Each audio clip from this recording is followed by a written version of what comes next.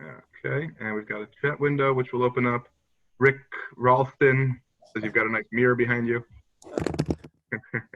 Funny. Okay, all right, so I think, you know what, let's go ahead and get started. A few minutes in here and people will continue to trickle in. My name is Zach Firestone. I'm here with Shadow Ventures. For anybody who doesn't know, we are an early stage venture capital firm, seed stage specifically, that invests in real estate and construction technology. Today, we are delighted to have Omri Stern here from Jones, the founder and CEO of Jones. He will be telling us, of course, much more about it, but the tagline on their website tells us that it's the simplest liability solution ever made for real estate. Really excited to hear more. Omri, wanted to welcome you, and if you could just tell us a little bit about yourself to get started. Sure. Well, I'll dovetail off of that quick tagline. Jones is solving one of the oldest workflows in real estate, and that is insurance compliance. So if you have ever had to submit an insurance certificate before, whether you're a tenant, a service provider, a vendor, you know what I mean when it's a nightmare. And thankfully today we can combine artificial intelligence software and just a laser focus on the customer's experience on the property to make insurance easy, to free up time for property managers, tenants, and vendors, and also to reduce liability exposure for owners, managers, and developers. We've worked with a handful of very large institutional owner managers and third-party managers, and we're just very, very excited about the traction that we've gotten over the past 18 months. And the product has really been effective for our customers. So excited to tell you more about that. Yeah. Definitely. Thank you for the intro. Just wanted to mention also for everybody in the crowd, there's the chat and the Q&A functionality. So please feel free to post in either of those sections throughout. We'll answer all those questions, and then we'll leave a little bit of time at the end as well for questions. Also wanted to note that I met Omri at the CRE Tech event in October at the Brooklyn Navy Yard. And Omri didn't know me at all, and I wanted to ask for a couple of introductions and some of his thoughts and advice, and he really is an all-around great guy. So thank you again, Omri, for that and for agreeing to do this today. Now that we're broadcasting live, it's official. I'm an all-around good guy. That's great. Exactly. Can you just tell us a little bit about your background and then kind of what led you to found Jones? How did the idea come to you based on what you had done before? Yeah, sure. Well, I got started in my career in B2B SaaS and real estate. And the experience there was pretty interesting and one in which I experienced the pain point of insurance myself, working as a service provider in real estate. So just to set the context, I was at a company called Zerofootprint. This was an energy management software provider for commercial and residential owner-operators. Our product was quite powerful insofar as we were able to reduce energy consumption by providing near real-time feedback to tenants and building managers, allowing them to optimize their consumption and save anywhere between 2 to 3% on their operating expenses. And that can be significant when you're talking about energy, which is one of the largest expenses on a property. Mm-hmm. So with that, we had a great product to sell, but whenever we would get to the process of contracting and implementation, we would always run headfirst into the insurance compliance process. And in the world of real estate, whether you are a cloud service provider or you are an actual vendor that's arriving on site or you're leasing space as a tenant, everybody needs to have insurance certificates. You need to be approved. You need to have the right insurance. You got to have the right limits. You also have to have the names of the owners and the property managers as additional insured. And if you can imagine this process taking place on millions of buildings across the United States, it's a process that takes weeks to approve. Disaster. It's a disaster. Everybody's confused. And if you're a service provider in real estate, you want to get started on the right foot with your customer. You don't want them coming back to you saying, your insurance is not compliant. We can't implement your product. Hold off on any implementation. That is not the right way to get started with your customer. So basically, Zerofootprint grew very, very fast, but it was this one process that I felt like needed to be fixed. And that's how we got started with Jones. We just envisioned a world where you could, with a tap of a button, get compliance, and where owners, managers, and developers could just like run this process very easily, not have to deal with mountains of paperwork, not have to deal with back and forth emails and approvals and static spreadsheets that really tell you nothing in the end of the day. If you could apply software that gives you intelligence that allows you to smooth out the process, make it more transparent and easier for everybody involved, that's pretty powerful. Because when it comes to building trust between property managers, their tenants, between property managers and their vendors, and everybody involved in that circle, as we know there's a lot of interconnection, that's really powerful. And insurance actually is the barrier to that trust. And so that's what we're building with Jones. Yeah, that makes a lot of sense. I actually, I had spent some time in the real estate brokerage world, mainly debt and equity, and similar lack of transparency there drove me crazy. Yeah. Totally understand. When you guys came along, was there no other solution available? Nobody else was attacking this problem, trying to find unique ways to solve it?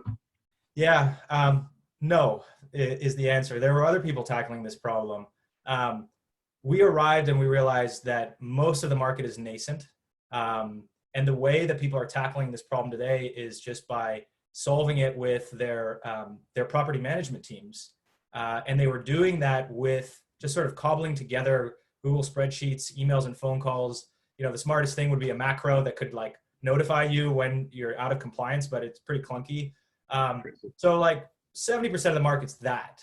And 30% of the market is like our professional service providers that we're tackling this problem and enabling you, the customer, the real estate manager and owner and developer, to outsource that.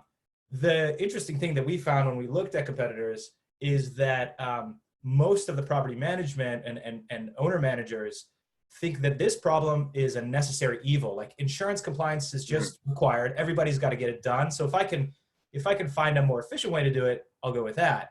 And so all of the folks that are solving the problem today are just focused on making the process more efficient. We found that actually the opposite is true. Insurance compliance is a necessary evil, but it's not just about efficiency. This is actually about improving relationships and improving trust. And the moment that you realize that this is actually a gateway to building new value for owners, managers, by creating a better network and a better system for compliance, everybody on that network benefits, whether you're our customers, owners and managers of real estate, or our users, tenants, vendors, service providers. There is a benefit to being compliant, and that data is actually very, very valuable. We'll talk a little bit about an initiative that we're running today, but that's what distinguishes Jones insofar as we're not just another COI tracker. We're not just another insurance compliance management solution. We're taking real technology, we're taking somewhat contrarian insights about why this is valuable, and we're building a compliance network that is just simply unparalleled in the industry. You're reinventing the game. While you're building this network, the type of clients you focus on, what asset classes, what size, owners, developers, managers, what's kind of the target? Yeah, so we're talking about mid to enterprise level asset managers. We're across. The interesting thing is that, and another differentiator which we discovered that was sort of surprising, is that like we are doing all asset classes in commercial real estate. So whether you're an office, whether you're an industrial, whether you're multifamily, retail, Jones can be configured to enable you to increase your compliance rates, free up time, and find efficiencies in all these asset classes. We know they're a little bit different. We know that the use case is somewhat different. Sometimes in industrial, you focus more on tenant compliance. In the office environment, you're focusing more on guest vendors. Jones can be configured for all of those, and the flow is just like really, really simple, the simplest. And those are the folks that we're working with. I'd say, like, in terms of the actual structure, vertically integrated owner operators, third-party managers, developers, and even general contractors. Got it. Okay. Here's one of the million-dollar questions. There's been a tremendous amount of hype around Jones. I'm sure it's all been earned. You deserve it. How have you gotten so much hype? But more specifically, really, how have you grown such an incredible business in just 18 months? You've gotten to over 1,000 assets, utilizing your service. How did you do that? And if you could also tell us a little bit more about the technology itself. Sure. Well, I don't know about the hype. It's certainly in a seed stage startup. You don't really focus on generating hype. We certainly don't. I guess the simple answer to that question is that we've built a product that people need, and it's solving a problem that hadn't been solved effectively in the past. In a market that is, as I said, for the most part nascent, and we're beneficiaries of that. You've covered in the past, Zach, how the real estate industry is evolving. There's digitization taking place in this industry, and I think that I can say our success I would point to is timing, as is in any startup. I point to just a terrific team that we have building our product, developing relationships and selling our product out in the marketplace, folks that have experience in B2B SaaS companies and have done this all before.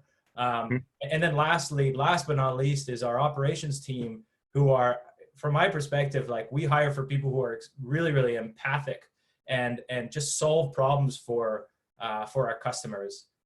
Very, very simple. So all of those pieces of that machine have just worked very, very well. And I give a lot of credit to the team, to the timing of getting into the market.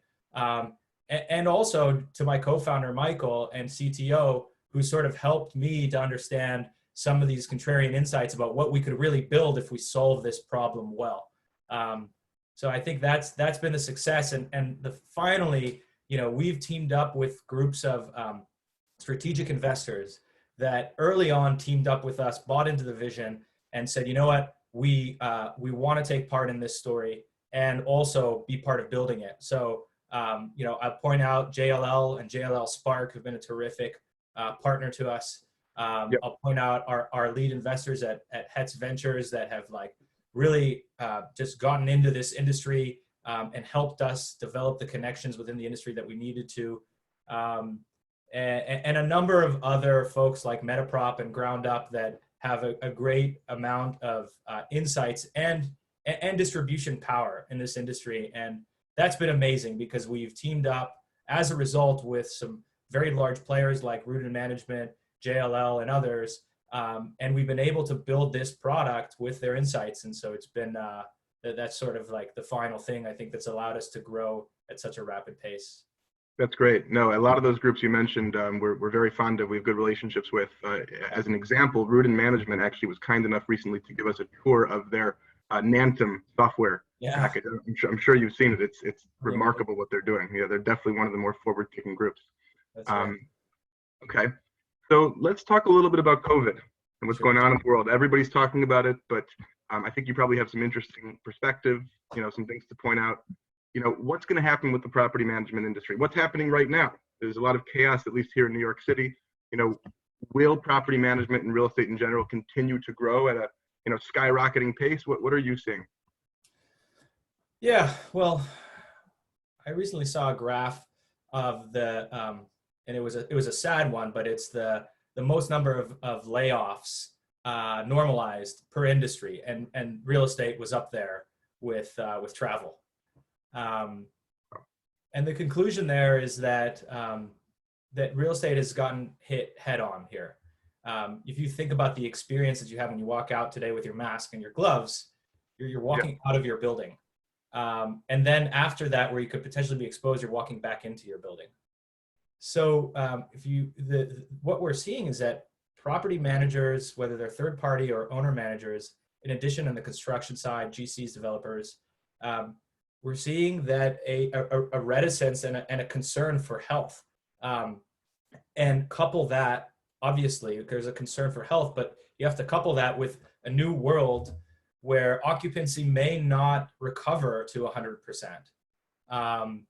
And the result of the rent abatement, the result of just a general slowdown in the economy, means that real estate companies are beginning to tighten up their operating expenses. The interesting thing is that on our end at Jones, we actually haven't seen that much of a drop in our operations because companies still need to manage compliance.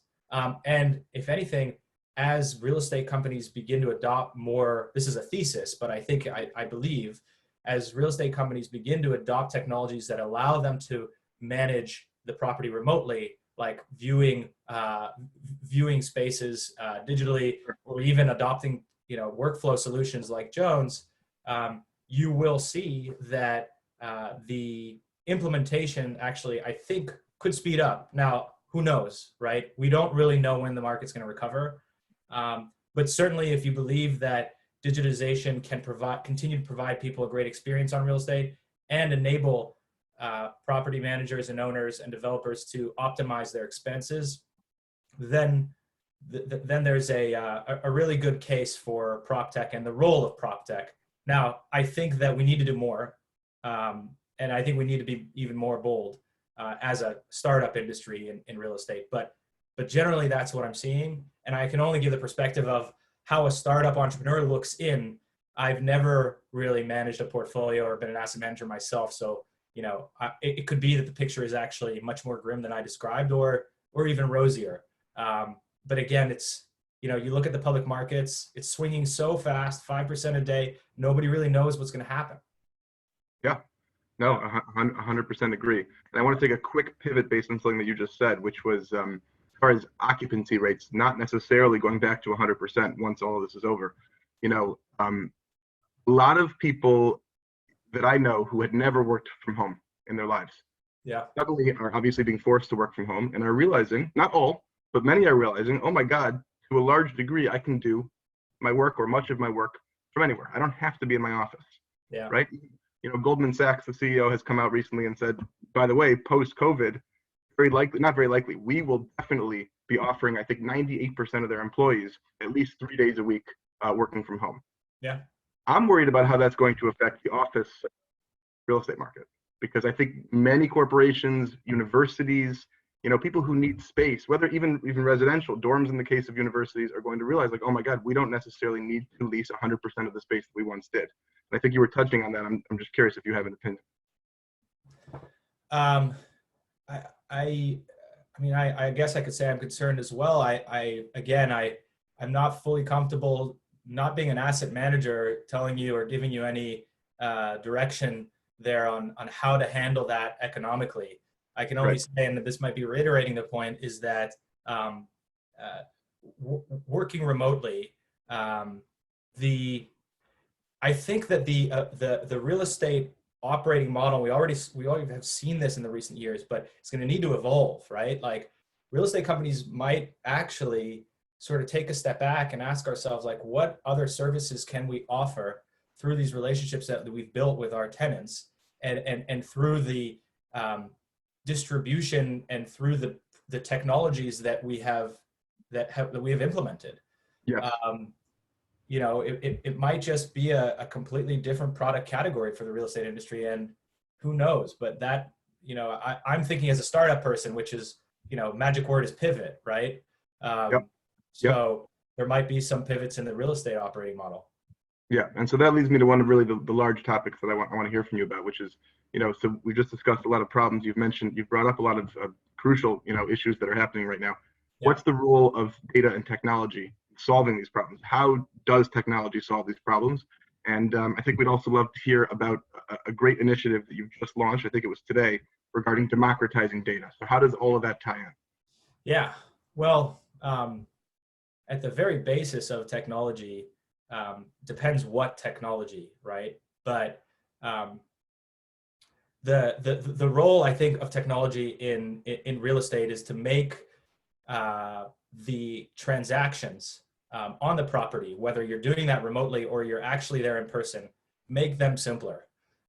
You see a lot of companies out there, especially in B2B software, that are looking to make one's experience simpler and easier and quicker, whether it's tenant experience, the compliance operations, whether it's leasing. I mean, there are so many. The interesting thing about real estate is there's so many different types of users that are connected into a property, right? It's unlike other B2B SaaS verticals where you sort of, like Salesforce, you sort of have, like, I'm not sure if this is a great example, but like when we use HubSpot, you've got HubSpot marketing, you got your audience, and then you've got the folks that are creating the content. It's sort of two-sided, right? In real estate, it's much more complex than that. It's a more complex ecosystem. So that's the role of technology, and I think has an even bigger role in a world where the way people experience real estate changes. I'm saying this, and like, it's obvious that if you introduce technologies and you're an asset manager, you are going to see a leaner operating model, without a doubt. We see it every single day, on Jones where we're freeing up time for property managers and making them more productive. It's like with a simple tool to solve compliance. So, if you ask me what is how do startup entrepreneurs in real estate think sort of bigger about not just the basics, I think that we have a responsibility to share and democratize data in a way that is sustains privacy and anonymity, but provides data to people in the ecosystem and allows them to operate better. And so this ties in with something I was saying a little bit earlier about the power of building a network, which is, today we have thousands of commercially certified cleaners and maintenance vendors and service providers that are compliant on hundreds of properties in New York. And that's really powerful information because real estate, our industry has traditionally been very fragmented and opaque with data. If you go outside and you take two properties that are in front and across the street from each other, and they could be the same manager, but likely a different manager, you will find that they are not speaking to each other about the vendors that they're using.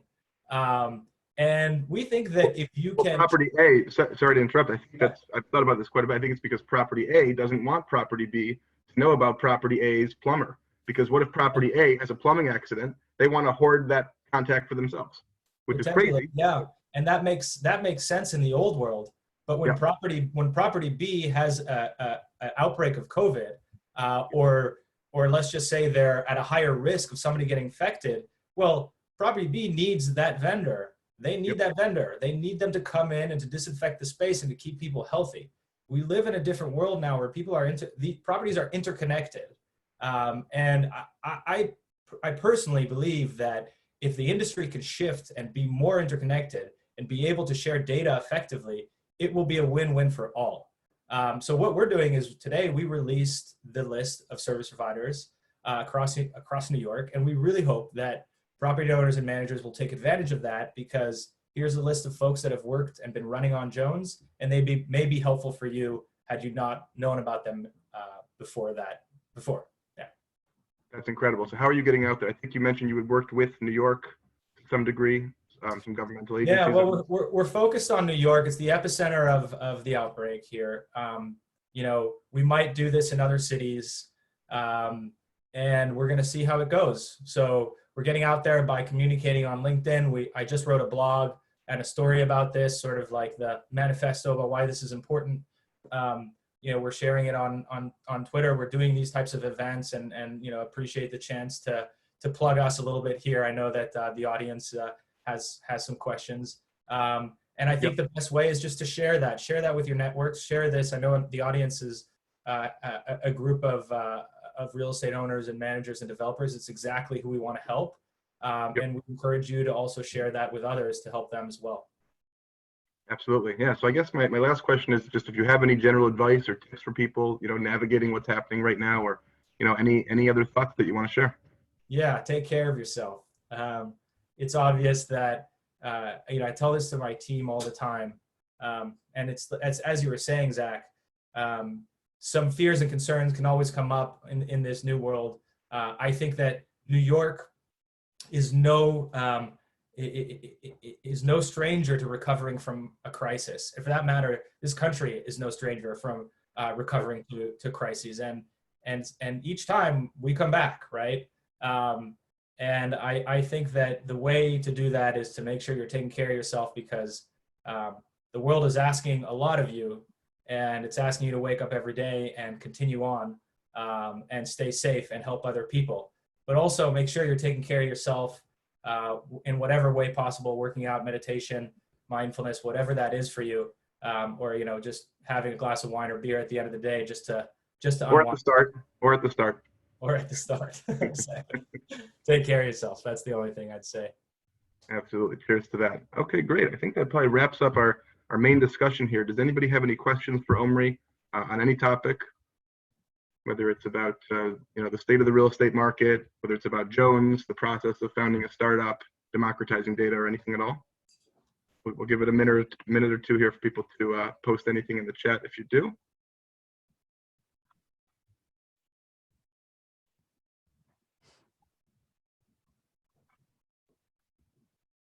One question that's come up is, did you always know that it was your eventual goal to build your own company? Was that something that was kind of an instinct of yours from, growing up, or? Yes. I had, I was fortunate enough to grow up with entrepreneurs at every level of my family. My father and my mother, my uncles and aunts, and then my grandparents. So it's sort of what we've done. And it's something that very much excited me. I can tell you, I never knew when though. I knew I would. The big challenge for me was a when, and it's always a challenge of when you jump into the water and just go all in. And I could say that if in hindsight, I would have become an entrepreneur a little bit earlier, I think, because it's one of those schools in life that you can't. I don't think you can get this schooling elsewhere in any institution, and it's been a wild ride, and I wouldn't take it back for a second. And I love the lifestyle. So that's amazing. That's amazing. It's certainly for a select, special group of people. That's for sure. We have a question here from Isaac Springfield. How do insurance companies themselves fit into the Jones service? Yeah, well, insurance companies, namely insurance brokerages, are users of Jones every day. So the way that works is when you have a tenant or a vendor being invited to submit their insurance documentation, they can actually forward that email to their brokers. And we have an experience where the broker can simply upload the insurance documentation and you can actually take that off your plate, right? So very, very, very simply, we see the role of the insurance industry as one where initially they're providing documentation.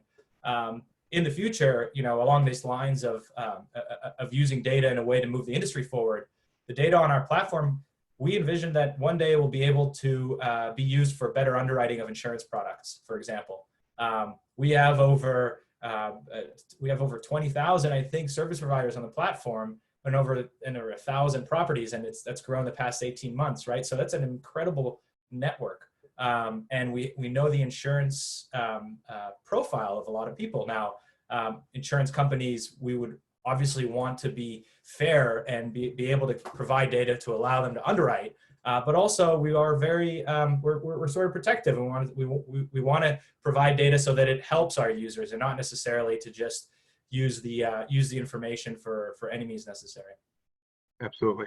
Yeah. So what's the recommended path for somebody who wants to learn more about Jones to take, somebody in the real estate ecosystem who could benefit, of course, from your technology? How should they best get in touch with your team or learn more?